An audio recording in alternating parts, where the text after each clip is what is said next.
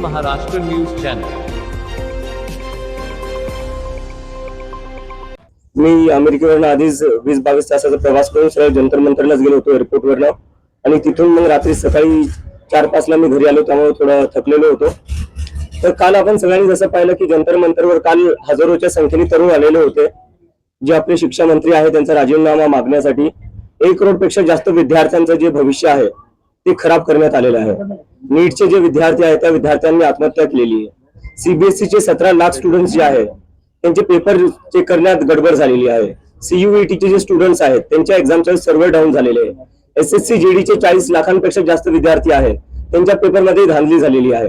तर असे 1 करोडपेक्षा जास्त जेव्हा स्टुडंट्सचे नुकसान होतो, अशा स्टुडंट्सचे जेव्हा फ्युचर पूर्णपणे तुम्ही बर्बाद करायला बघताय, कधीपर्यंत हे असं चालणार? कुठे ना कुठे कोणाला तरी जिम्मेदारी घ्यावी लागेल।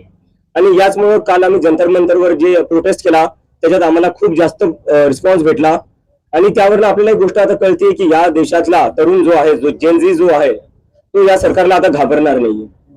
तुम्ही देशाचं नुसतं वाटोळं करून टाकलेलं आहे, ना रोजगार देताय मुलांना, ना त्यांच्या परीक्षा तुम्ही बरोबर घेताय, तर करायचं काय या सरकारचं?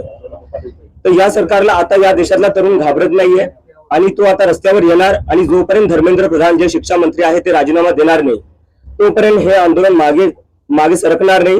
धर्मेंद्र प्रधानचा राजीनामा आम्ही घेऊनच राहू, आणि पुढच्या येत्या काळात आम्ही हे आंदोलन अजून तीव्र करू। त्याने सांगितलं आता थोड्या वेळापूर्वी काल सांगितले अराजकतावादी चेहरा आणि मनसुबे या आंदोलनातून उघड झाले आहेत।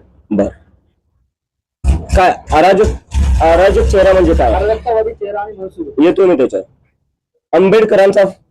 आंबेडकरांचं पुस्तक घेऊन गेलो तुम्ही, त्यांना म्हणायचं जे आंबेडकरांना फॉलो करतात ते अराजक असतात। जे भीमचे घोषणा देत होतो मी, त्यांना हे म्हणायचं जे भीमच्या घोषणा अराजकता आहे। देवेंद्र फडणवीस जे आपले मुख्यमंत्री आहेत त्यांनी थोडा विचार करावा। ते यूपीचे मुख्यमंत्री नाही, ते महाराष्ट्राचे मुख्यमंत्री, जो महाराष्ट्र प्रोग्रेसिव्ह आहे, सेक्युलर आहे, पुरोगामी विचारांचा आहे। ते कस काय जे आंबेडकरांचे पुस्तक घेऊन चालतायत, जे भीमचे घोषणा देतात, त्यांना कस काय ते अराजक म्हणू शकतात? मला लाज वाटते जे स्टेटमेंट आले त्यावरनं।